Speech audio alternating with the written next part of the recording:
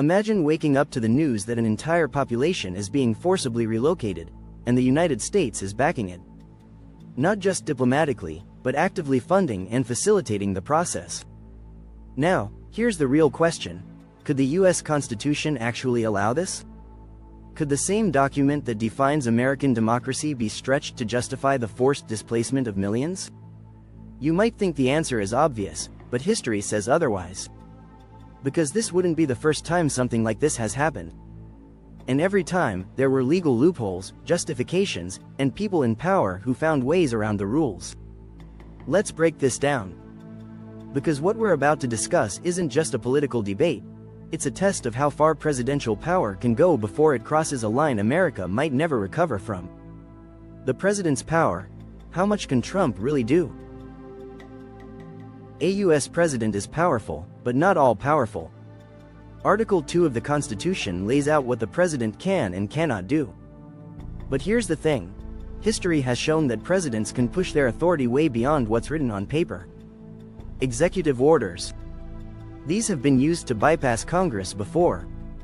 Could Trump sign one to allocate US resources for relocating Palestinians? Technically, yes.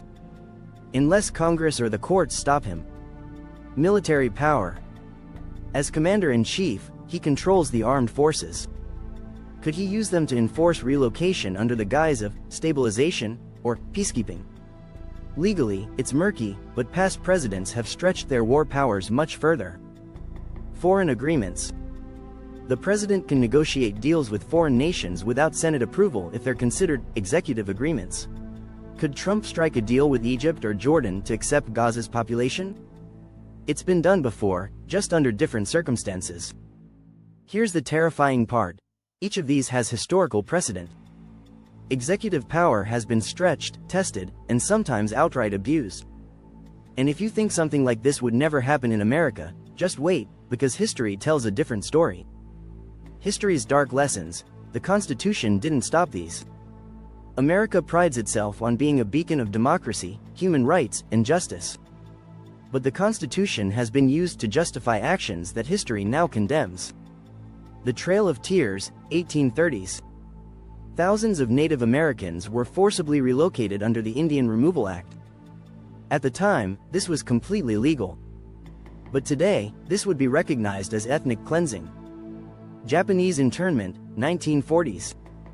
During World War II, thousands of Japanese Americans were placed in internment camps.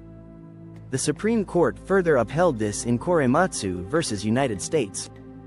The War on Terror, 2000s.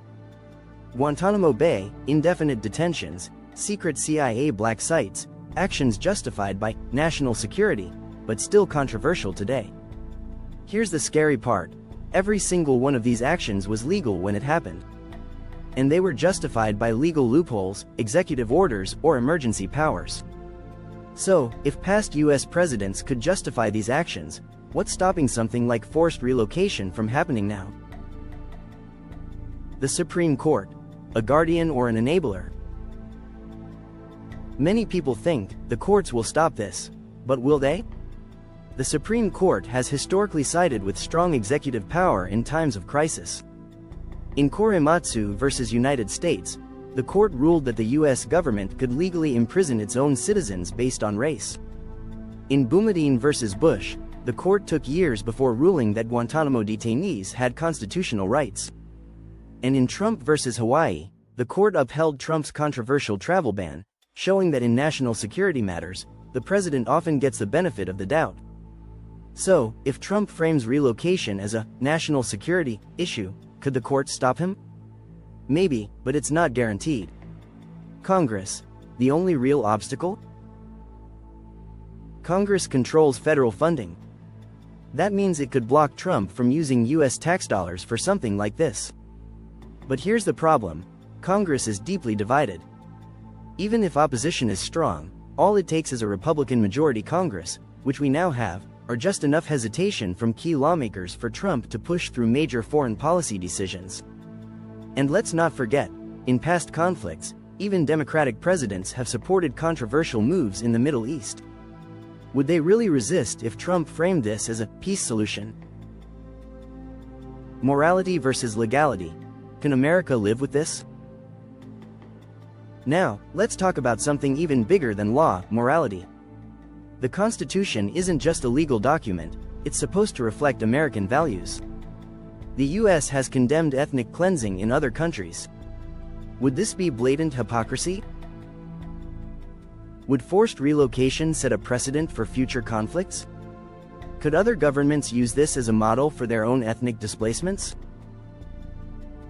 If the US allows this once, where does it stop? We need to ask, is America ready to live with the consequences of a decision like this? So, what happens next? If Trump moves forward with this plan, 3 things are guaranteed. 1. Legal battles.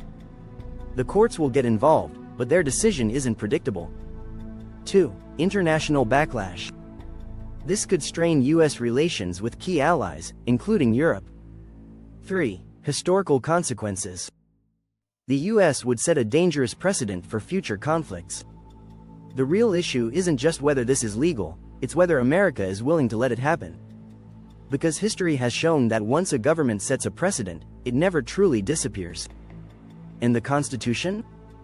It's only as strong as the people willing to defend it. So, what do you think? Is this just another extreme policy that will get blocked? Or is this the kind of shift that could redefine America's global role forever? Let us know in the comments section.